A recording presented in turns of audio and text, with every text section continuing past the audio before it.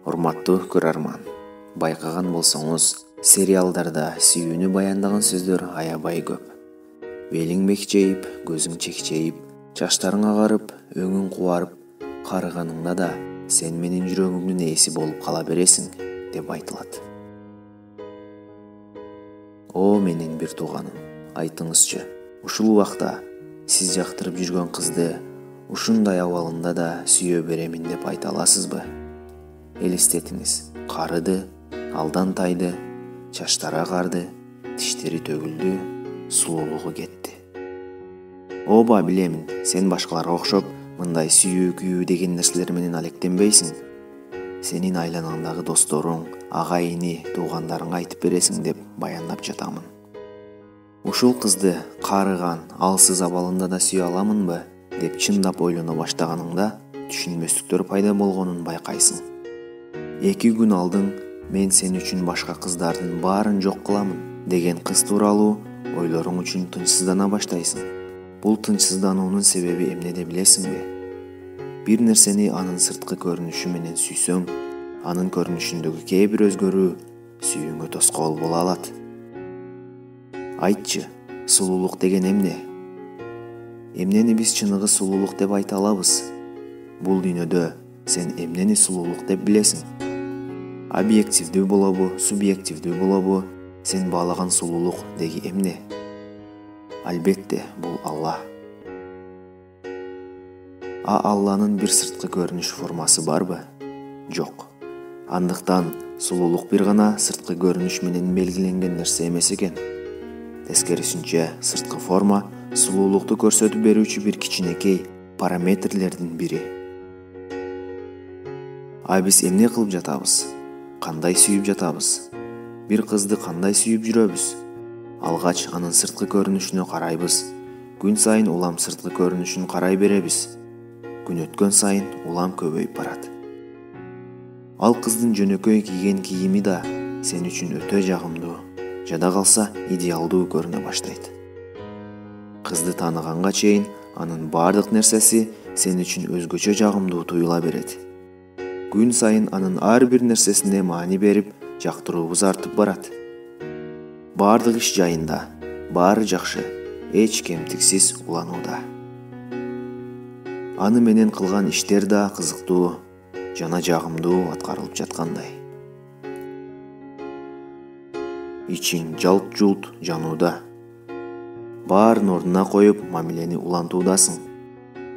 Ал менен жазышкан сөздөрдү да эч кимге көрсөткүң келбей, бөлүшкүң келбей жашырасың. Сөздөрдүн да асылын тандап жазуудасың. Эч кимге колдонбогон сөздөрдү айтасың. Жакшы сөздөрдү арноо үчүн жада калса сааттап отуруп ойлоносуң. Убактыңды аябайсың, коротосуң. Өзүңдүн жалаң жакшы жактарыңды көрсөткүң келет. Аны ойлогон сайын ичиңде бир жагымдуу сезимдер менен жыргайсың. Бирок ал сезимдер шайтандан келип жатканын сен оюңа да келтирген жоксуң. Анткени сенин көзүң, сезимдериң арам менен толуп калган. Тосулган сезимдериң, көздөрүң адалды да көрө албай калган. Сен билесиңби, ал мамиледе эмне үчүн эч тоскоолдук жок, түшүнбөстүк жок. Анткени ал мамилени шайтан өзү үйрөтөт. Өзү жол таап, өзү улантып жаткан мамиледе эмне үчүн түшүнбөстүк же тоскоолдук кылсын? Тескерисинче, күн сайын чебердик менен улантуунун, дагы да арам жолдорго жакындоонун жолдорун сага таап берет. Ушундайча мамилени кынтыксыз улантуудасың. Андан соң кызды жакындан тааный баштаганда, бул кызды кыялымдагы кызга айлантууга аракет кылыпмын. Көрсө, ал болгону мен ойлогон кызга окшоп кетет экен. Бул кыз мен ойлогондой эмес экен, деп андан өзүңдү алыстаткың келе баштайт. Андан соң ортодо албетте түшүнбөстүктөр чыга баштайт.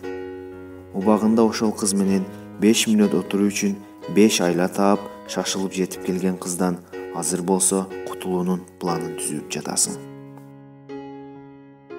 О бир тууганым, биз сени туруктуу, бекем деп жүрсөк, сен дагы кайтуучу болуп чыктыңбы? Сага да башында жагып, кийин жакпай калдыбы? Сен дагы ушул арам сүйүү иштерине каршысыңбы? Сен да түшүндүңбү бул иш жылыткан сезимдер убактылуу шайтандан келерин? Эң сонун бир тууганым, адалды тосуп калган кара түтүндөрдү тазалоого убакыт келди. Эми угуңуз, мен сүйүүнү кантип сүйгөнүмдү айтып берсем. Ишенип коюңуз, сиз да ыйлай баштайсыз. Чыныгы сүйүү кол тийгизүү дегендик гана эмес. Кармаган нерсең адалың болбосо, ишенип кой. Сөз берип айтам, ал сени сөзсүз азаптайт. Бирок инсан сүйгөнүн азапка таштайбы? Адам сүйгөнүнө эмне кылат? Кубандырат, бирге маек курат, тамактандырат, ыр окуп берет, эс алдырат. Жакшы көргөн адам тозок отуна себеп болмок беле? Анда эмне деп жатат? Караңыз. Алыстан сүйгүн ыйманын күчөсүн, дуба аркылуу.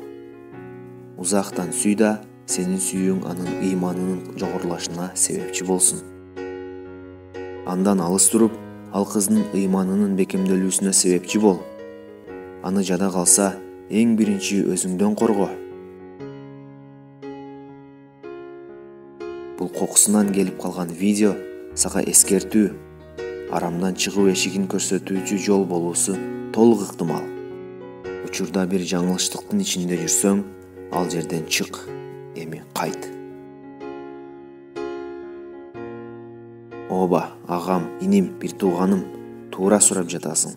Кантип таштаймын бул нерсени деп жаткан болушуң мүмкүн. Мындай кылууну чынында сен да каалайсың. Кылып да көргөнсүң, а бирок болбой жатат. Кыйналып, сыгылып жатасың. Эркиңди башкара албай жатасың. Эң сонун, бул боло турган табигый нерсе. Эч коркпо. Кандайча табигый дейсиңби? Эми кара. Эшик алдындагы жаңы гана тазаланган бут кийимиңди кимдир бирөө кир буттары менен басып булгалап салса, сыгылбайсыңбы? Жетекчиң сага бир иш дайындаса, аны убагында бүтүрө албай калсаң, сыгыласыңбы? Жаңы алган телефонуң колуңдан түшүп, сынса, кайгыга батпайсыңбы? Айтчы, агам, иним, досум, бул дүйнөдө кыйынчылыксыз бүтө турган иш бар бекен? Рахатта жасала турган кайсы ишибиз бар? Демек, биз кааласак да, каалабасак да кайгырат экенбиз. Келгиле, ошол кайгыларды Алла үчүн тарталы. Аллах үчүн азап тартуучу нерселерди тандайлы. Акыл калча, бир тууганым. Алла үчүн бир чечим кабыл алдыңбы? Жөн кой. Денең анын азабын тарта берсин. Болгону сенин жан дүйнөң таза бойдон калсын. Каталарыңдан кайтсаң, телефонуң сынбайт дебеймин. Жашооңдо бир кайгы чыкпайт деп айта албаймын. Бирок анык жан дилиңде тынчтык болот деп айта аламын. Кечинде уктаарда, Аллахым, бүгүн мен сен үчүн аракет кылдым.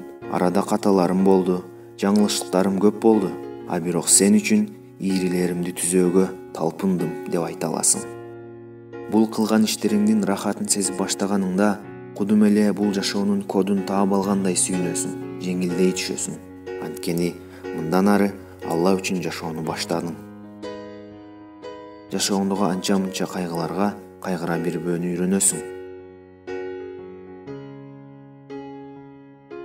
Бутка туруунун убагы келди. Бакчаларда жетим калган топурактарга гүл эгип, жашылдандыруунун убагы келди. Махабатсыз, кадырсыз, убактылуу ырахаттарды алып салып, гүл жыттанган таза жолдорду басуунун убагы келди. Сырларды угуучу, жардам берүүчү менен сүйлөшүүнүн убагы келди. Шаар көчөлөрүндө, сейил бактарында көз менен арам сүйүүлөрдү издөөнүн ордуна, күрөө тамырыңардан да жакынмын деген Алланы сүйүүнүн убагы келди, бир тууганым. Ага ашык экенибизди далилдөөнүн убагы келди. Ишен мага, бир тууганым, сен арамды таштап, аны сүйсөң, ал да сага өзү сүйгөн инсанын жөнөтөт. Жана силерди адал чөйрөдө жолуктурат. Сүйө турган болсоң, ушул сезимдерге ээ болгон кызды сүй. Сенден мурун Алланы сүйгөн кызды сүй, бир тууганым. Сени азапка эмес, Аллага жетелөөчү, бейишке чакыруучу кызды сүй. Алыста туруп, эч кол тийгизбестен, чачтарын да көрбөстөн, 10 жыл болсо 10 жыл күтүп сүй. Жашоонун жаңылыш тарабында болуунун ордуна жалгыз тарабында бол. Унутпа, бир тууганым, бул дүйнө жашоосунда эч бир арам автобусу адал келечекке алып барбайт. Арам автобусу адал келечекке алып барбайт.